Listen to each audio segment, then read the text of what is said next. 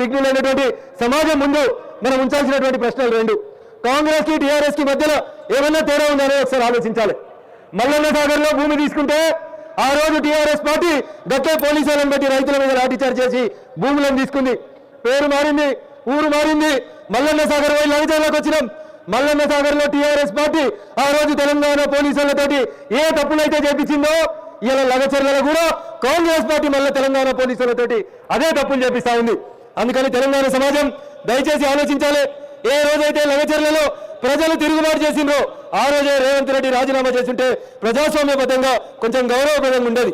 కాబట్టి అందుకని దయచేసి ఆ రెండు పార్టీలను చూసి ప్రజలు విసిగెత్తిరు. కాబట్టి భవిష్యత్తులో అసలు సిసలుగా తెలంగాణకు ఏమైనా న్యాయం చేయాలంటే అది కేవలం భారతీయ జనతా పార్టీ తోటి నరేంద్ర మోడీ గారి నాయకత్వంతో మాత్రమే సాధ్యమవుతుందనేటువంటి విశ్వాసాన్ని మనం గ్రామాల్లో కల్పించాలని మీకు అందరికీ కూడా సవినయంగా అప్పీల్ చేస్తూ, రేవంత్ రెడ్డి గారు 6 గ్యారంటీలు 66 హామీలు కాదు, ఈయన కేసీఆర్ జుట్లో పుట్టి ఆయన కంటే ఎక్కువ అబద్ధాన్ని ప్రచారం చేస్తున్నారని వీధి వీధిన తెలియజేయాలని చెప్పి తెలియజేస్తూ, అవకాశం ఇచ్చినటువంటి వేదిక మీద ఉన్న పెద్దలకి, వేదిక మీద మీకు అందరికీ కూడా శిరస్సు వంచి నమస్సుమాంజలి తెలియజేస్తూ సెలవు తీసుకుంటా ఉన్నాను. జై హింద్, జై భారత్.